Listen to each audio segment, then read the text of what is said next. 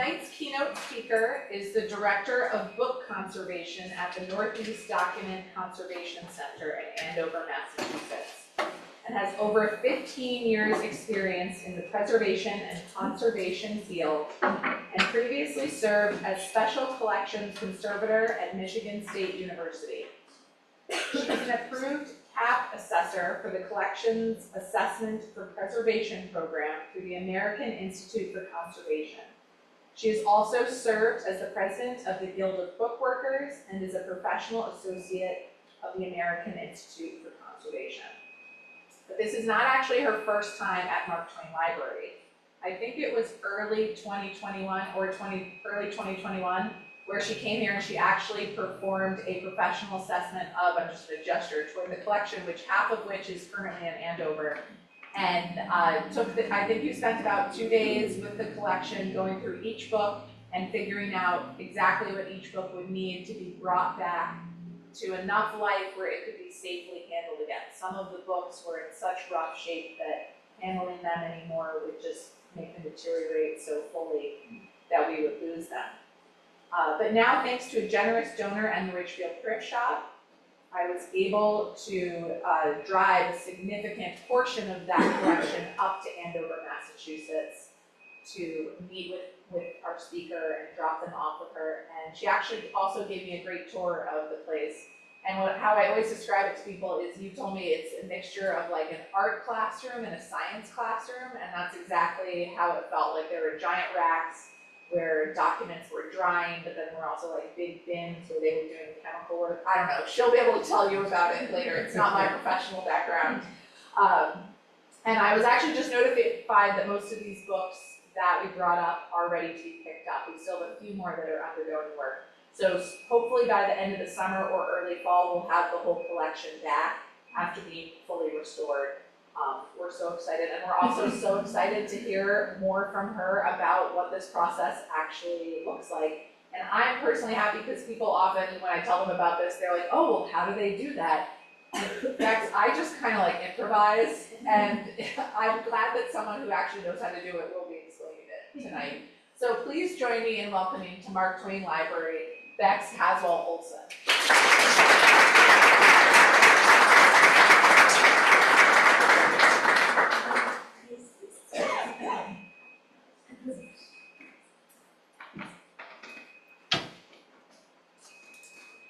So hi everybody, I'm Bexx Caswell-Olson, and I'm the Director of Book Conservation at the Norteast Document Conservation Center, otherwise known as NEDCC. And I've been invited here tonight to talk to you about our work to conserve the Mark Twain collection. So I just want to quickly give you an overview of what we're going to talk about tonight. First, I just want to tell you a little bit about NEDCC and who we are and what it is that we do. Next, I'll talk a little bit about the collection assessment that happened in 2021. Which helps to inform the current conservation efforts. And then I'll talk about the conservation work currently in progress at NEDCC, and I'll leave a little bit of time to get into your questions. So just, a few quick words about NEDCC. We were founded in 1973 as an independent nonprofit conservation center, and today we are both the oldest and largest independent nonprofit conservation center in the country. We have about 50 employees, and we're growing. We're located up in Andover, Massachusetts, which is about 20 miles north of Boston. But we also have some staff that work remotely and a whole team out in California, and we're delighted to work with clients nationwide. Wow, okay. So we have 5 departments, and I'll just give you a quick overview of each of those departments. So our Preservation Services Department is focused on education and outreach, and they oversee our training programs, which include both virtual and in-person workshops and conferences. They also provide assessments and consultations to help institutions develop both short and long-range preservation plans for both physical and digital collections. And they maintain our resources on our website, which would include our free publications, D-Plan, which is an online disaster planning tool, and our free emergency help hotline. Then we have audio preservation. They're our newest department, although they're getting close to about 10 years old now. And they provide digitization for various audio formats. And we specialize in formats that are obsolete or fragile or just otherwise hard to deal with. We also provide assessments and consultations for audio collections, and we participate in research and development of audio preservation standards. So that's still kind of an emerging field. We also have imaging services, which provide digitization for a variety of book and paper-based materials, as well as film and negatives, and that can include really large collections, small collections, oversized materials, fragile materials. And then to complement our services, we can also provide conservation, framing, greenhousing, and Bexx prints in pencil. And last, but of course not least, is conservation. And so we can provide conservation services for book and paper-based materials, as well as photographs, other things like globes, parchment, and also Asian art. And then again, we also have in-house framing services, custom enclosures. We can also make custom exhibit mounts. And we can, of course, provide consultations and assessments for book and paper collections.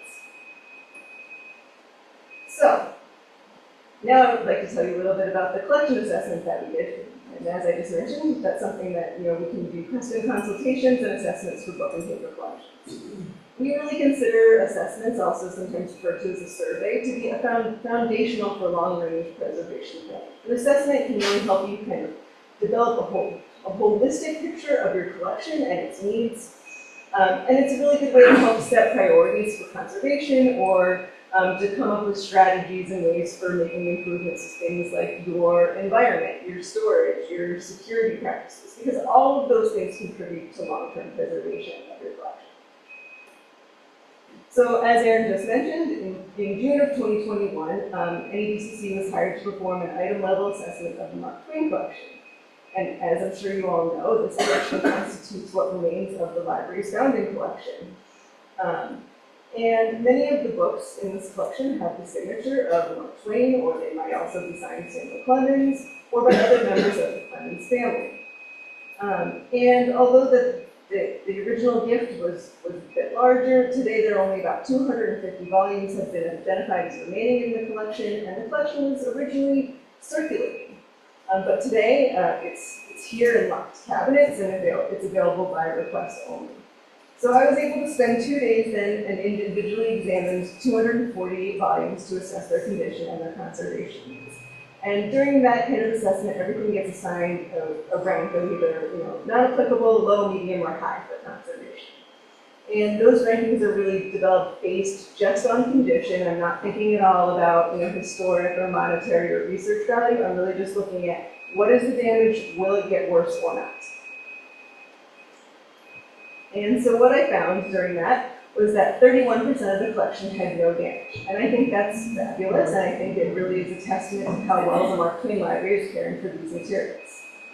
Only 70% of the materials were deemed to be of high priority for conservation, meaning that in their current state they're too fragile to be handled, and that during the next use they're likely to sustain additional damage. So that might be something like that picture at the top right, where the cover is no longer attached to the text block. That's something that would be kind of a high priority for conservation. 17% were a medium priority for conservation, meaning that if you continue to handle them repeatedly, some damage is likely to occur, but if you handle them carefully, that's okay. But and 43% were given a low priority for conservation, meaning that they have some damage, but mostly that's going to be like wear or cosmetic damage, something that's not necessarily structural. And I think that, yes, this collection was a circulating collection, so it shows wear and signs of use, and that's not a bad thing. In fact, I think that's a really good thing, and the Clemens family would be pleased to know that the materials were, in fact, used as they were intended. That's why the Library Association was founded. But, so I was able to submit this report after my visit, and the idea is that the report can be used to kind of help plan for future preservation efforts. And so I was so happy when Erin later contacted me to say that she had been able to obtain some funding and was ready to get the conservation process started. So now I'd like to tell you just a little bit about what that conservation process looks like. Once everything was able to come up to NEDCC, and I think Erin brought about 20 things, that those were the high priority materials.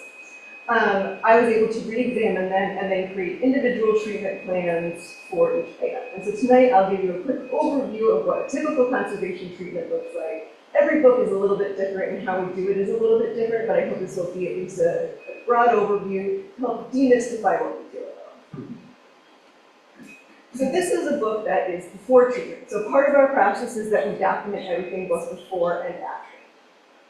And this book here, The Poetical Works of Sir Walter Scott, it's a very lovely publisher's cloth binding, highly decorated. And this particular copy was owned and is inscribed by Clara Clemens. And in the back of the book, there was a handwritten note in Clara Clemens' own hand. You can see that the cloth is pretty worn, especially at the joints where the cover opens. The front inner joint is broken in the front, and the cover is no longer attached to the text block. Some of the pages are loose. And that note from Clara Clemens is broken along each fold, so it's in 4 separate pieces. You can also see the spine has some cloth missing in the head and tails at the top and bottom. And this is all, sadly kind of typical damage for books of this era. So how do we fix it?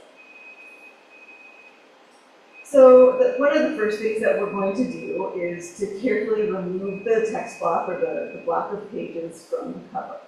And then the spine is going to be cleaned. It probably would have old spine linings that are paper and lots of different old adhesive. It's probably pretty brown and dry and yucky, so that's all cleaned off and removed so you can kind of get a fresh start. Then we're going to add a new spine lining, and in this case it's an extended cloth lining. Extended meaning it goes beyond the spine and sort of it's not glued to the book, but it goes around, kind of like a little bonnet. And the sewing had to be reinforced. It was a little bit weak, so we'll do that by hand using linen thread. And then after that, we're going to add yet another spine lining. This one is called it's a hollow tube, so you can see Ned is holding it and he's kind of squeezing it open. So when you open a book, especially a cloth-bound book, you'll notice that the back is not glued directly to the page. It opens and it's hollow, so that's a hollow.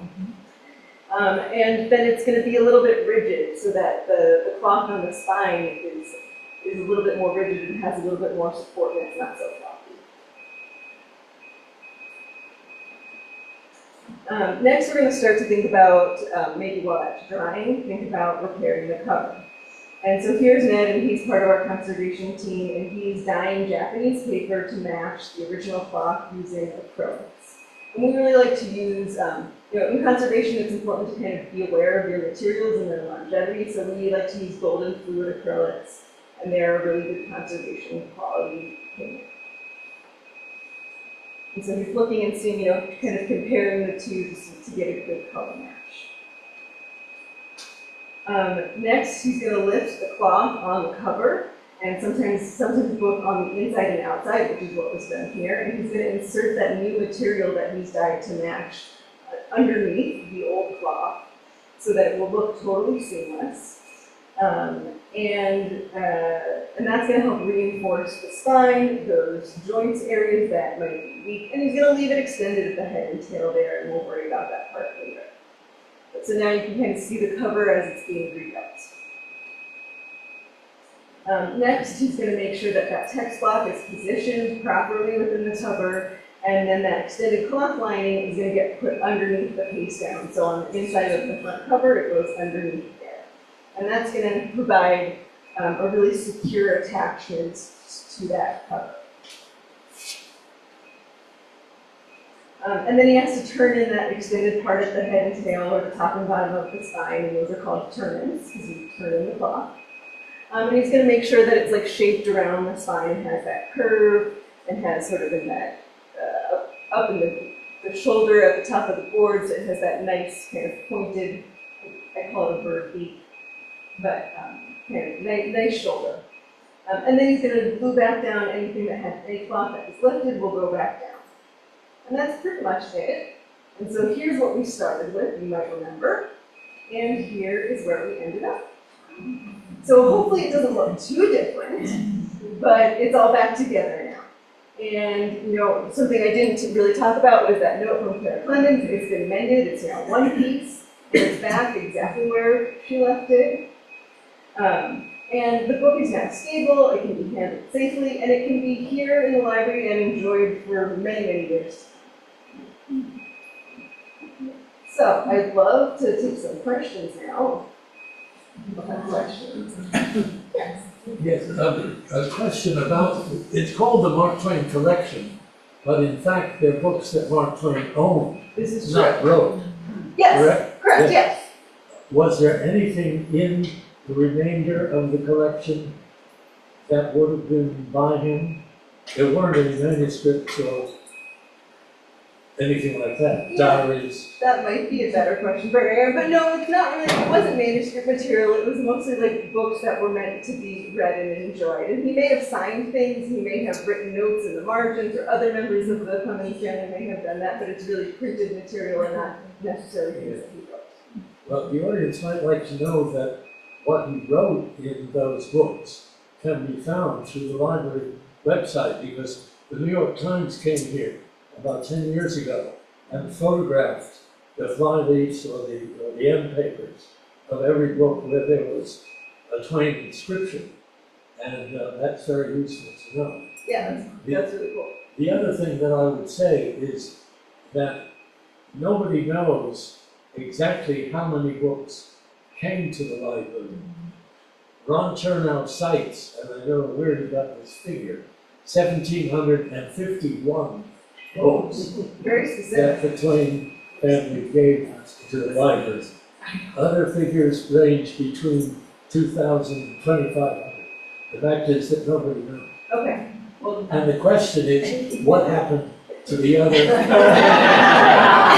well, my guess is they got used, and as you know, as things get used, they get broken and they get discarded, or people check them out and they forget to bring them back. And, things like that. Things like that happen. And so, you know, but it's amazing that you have so many of them still, and that so many of them do still have notes in the Cummings family. Is really special.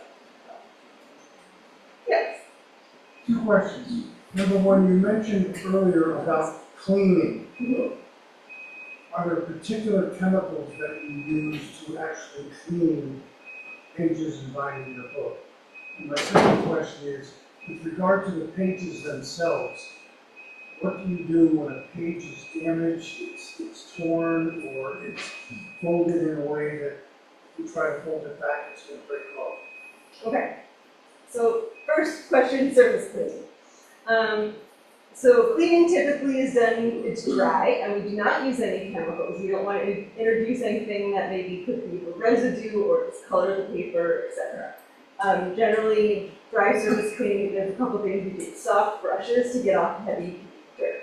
The next thing we might use is Gonzo is the brand name sponge, and it's a vulcanized rubber sponge. I'm going to say sponge because we use it totally dry, but it is squishy. And they also, another name they go by is like wall bright or soot sponges, and they're designed, I don't know if anybody here has a fireplace, and if you've ever forgotten to open the flue before you lit a fire, not that I've ever done that, and then you have soot all over the wall. These are designed to clean the soot off wallpaper or painted surfaces, and they're non-abrasive, they're very soft, and they don't leave behind a residue.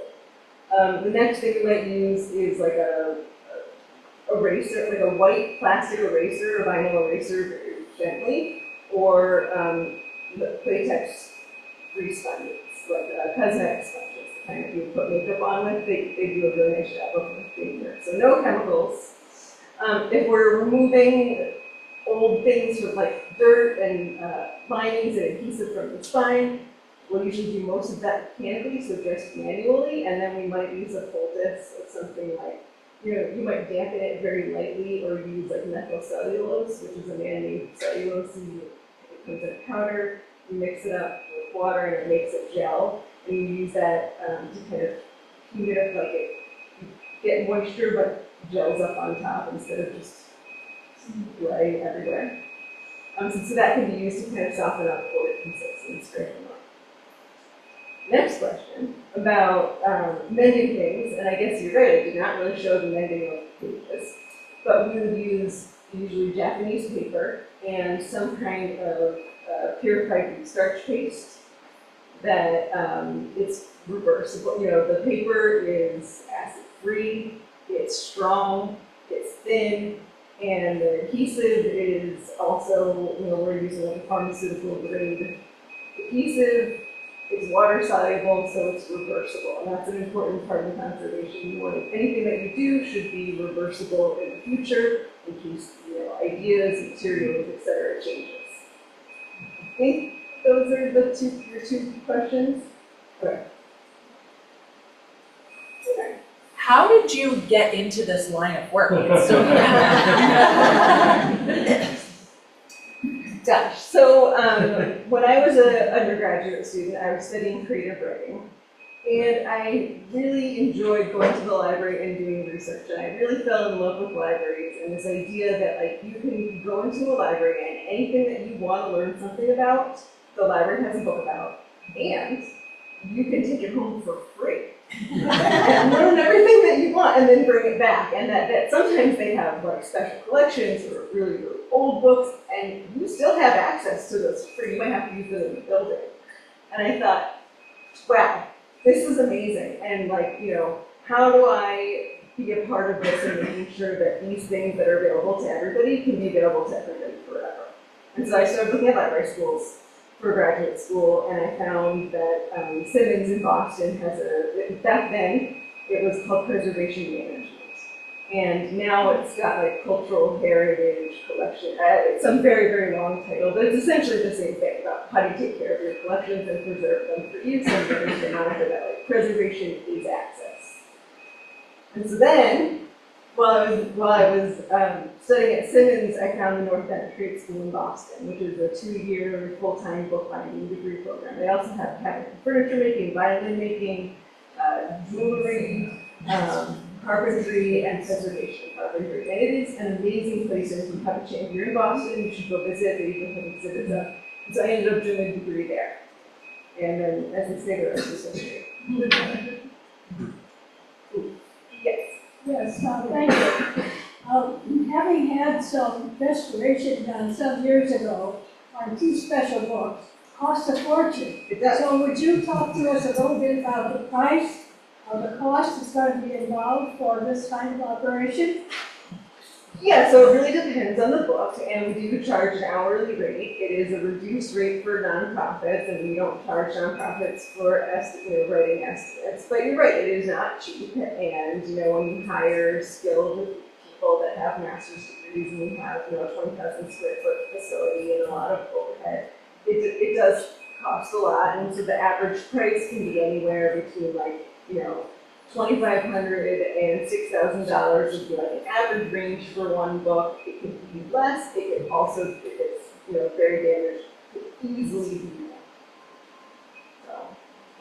So, I had you first, I think. Yeah, I would imagine working on this question was super exciting for you and your organization. I'm curious in what other notable conservation projects you and the team did for.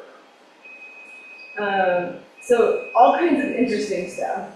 Everything from like a book that contains a lock of George Washington's hair, which was pretty neat. I personally got to work on an object, you can debate whether it's a book, but a cuneiform tablet from 4000 BC. Wow. We've worked on birch bark manuscripts, things, just all kinds of really amazing things that you can imagine. But also like family Bibles, lots of record books and vital records from town hall and cemetery records. Those are so important to genealogy.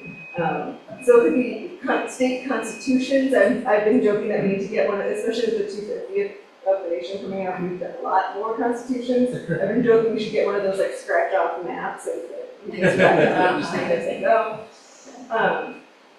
So yeah, it can be a huge range of things, but it's not always glamorous.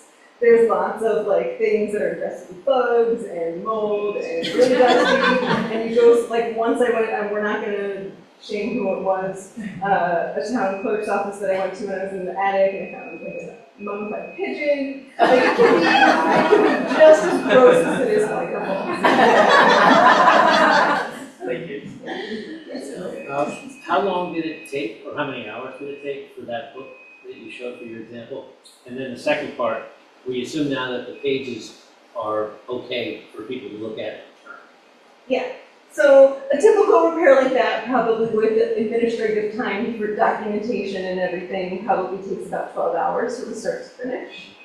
And in terms of the pages, like anything any damage can be repaired, but we can't make brittle paper not brittle. We can't like return strength to paper that's already degraded. So careful handling will still be required, but everything will at the very least be together. Yeah, I think you were first and then. Are gloves required? Because we noticed that the conservator is not wearing gloves. I think some people, say you should use them, some people say you shouldn't. I'm just curious. I'm so glad you asked. So that is, like there's like the white glove librarian shushing everybody in the reading room stereotype, and I would say that's definitely an outdated stereotype. And we don't recommend wearing gloves to handle most materials anymore, because you can't really feel what you're doing when you're wearing gloves, and you're far more likely to cause damage by accident when you're wearing gloves. The only time, and so instead you should just have clean, dry hands. Wash your hands well with soap and water, dry them well, and you're good to go. The only time you need to wear gloves is if you're handling like film, negatives, AV materials, things like that, because your fingerprints can then attract dirt and dust and be really hard to clean and can be disfiguring to the image. But for books and paper, no gloves. And there was a couple years ago, there was an article in the New York Times called, "For Rare Books Librarians," it's called "Gloves Off, Seriously." And so that's a great read that kind of tells you a little bit more. Thank you, yes. You work with the Library of Congress. I know they do a lot of work on preservation, particularly paper, of some papers that would deteriorate. Do they assist you? Do you use them as a resource? So they have their own conservation labs, and that's quite extensive, and their own staff, but certainly I consider the conservators, they're my colleagues, and we serve on committees together, creating standards and certainly sharing of information. But I think, and they do some research that certainly influences our work, and vice versa. So yes. Yes. I'm dating myself, but back in the 60s, I was with UC Berkeley, and they had a huge collection of Mark Twain papers, books, and so on. I don't know what happened to it, because I'm not there, obviously, anymore. But I'm curious, can it be repatriated back to Reading or? I'm curious. I mean, what I was told, and I vaguely remember, that it was one of the largest collections somehow at Berkeley. It is, yeah. It is. Still there. Yeah, and it's very well known, and I think it's used a lot. And so Mark Twain, and there's the Mark Twain House and Museum in Hartford, and they have a collection there. He spent summers in Elmira, and so there's a collection there. He was, lived abroad for a time, and so there are some libraries abroad. He really was prolific and bought a lot of books, wrote a lot of books, and just kind of, I feel like he littered things across the country. If you go on Google Maps and search for Mark Twain, there's the Mark Twain birth site, the Mark Twain homestead, there's so much of it out there, and you guys have, and I think Berkeley is doing an amazing job, taking care of it and making it available for research, and, if there's a way to partner with them, that's amazing, but they're not going to give it back to you.